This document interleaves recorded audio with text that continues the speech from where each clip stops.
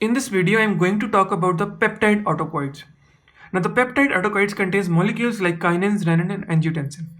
So first of all, the peptide autocoid that we are going to study is the substance P. Substance P is present in the body and its actions are, it acts as a CNS neurotransmitter. Neurotransmitter role है in the brain. GIT में इसका क्या role है? Transmitter in enteric nervous system, peristaltic activity को control कर रहा है, regulate कर रहा है और साथ लोकल हार्मोन भी ऐड कर रहा है. एंड इट दिस इन पे क्या इफेक्ट्स हैं कि nausea MSS GIT related effects हैं. सीएनएस से related depression, anxiety and behaviour को ये कंट्रोल कर रहे हैं substance P. In the vessels में सब्सटेंस पी क्या करता है? It is a potent arteriolar vasodilator. It is causing vasodilation in the vessels, blood vessels. Smooth muscles में it causes contraction of the venous, intestinal and bronchial smooth muscles. Bronchial smooth muscles की contraction कर रहा है तो हमें अंदाजा हो सकता है कि एस्थमा के पेशेंट में ये कॉन्ट्राइंडिकेटेड होगा. अदरवाइज ग्लैंड्स और सिक्रेटरी एक्शन इसका क्या है? It stimulates salivary glands, secretions को स्टिमुलेट करता है ये. और किडनीज पे इसका क्या इफेक्ट है? It causes diuresis. Diuresis is the production of urine or excretion of substances from the kidney performing the kidney function. Natriuresis is the excretion of sodium. Natriuresis, excretion of sodium. So that is how substance P is acting on the body.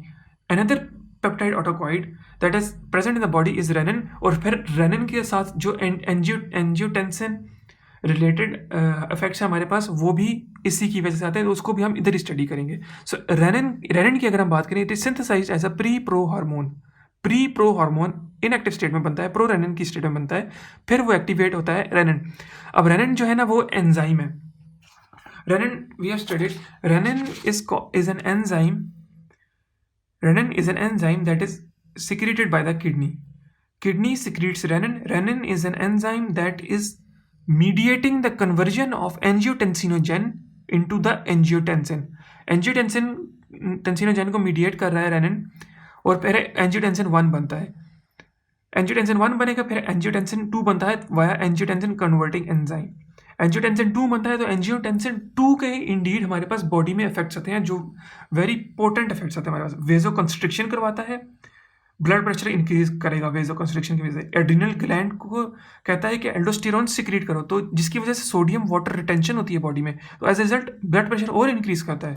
Sympathetic nerve stimulation करवाता है, वो कहता है कि और stimulate करो, तो blood pressure as the result और ज़्यादा स्टिमुलेट होता है. तो ये हमारे पास रेनिन के इतने इंटेंस इफेक्ट्स आते हैं बॉडी में.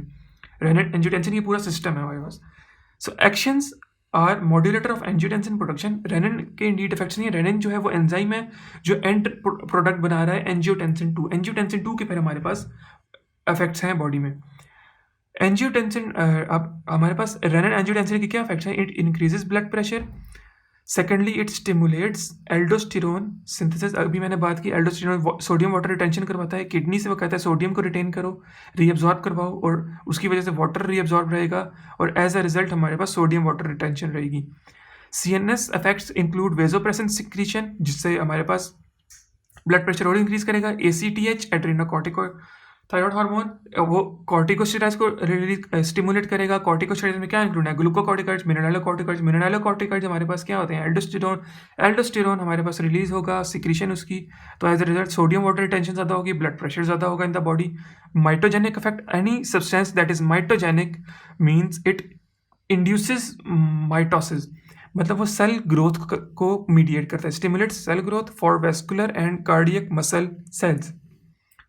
रिसेप्टर्स, अब receptors that are present in the body for angiotensin 2. Angiotensin 2 के दो तरह के इफेक्ट्स हैं. Angiotensin 2 type 1, angiotensin 2 type 2. Angiotensin 2 type 1 are GQ coupled receptors. Mechanism उनका ये है. Angiotensin 2 type 2 are nitric oxide mediated receptors. ये दोनों जो हैं एंजियोटेंसिन 2 के हमारे पास रिसेप्टर्स हैं.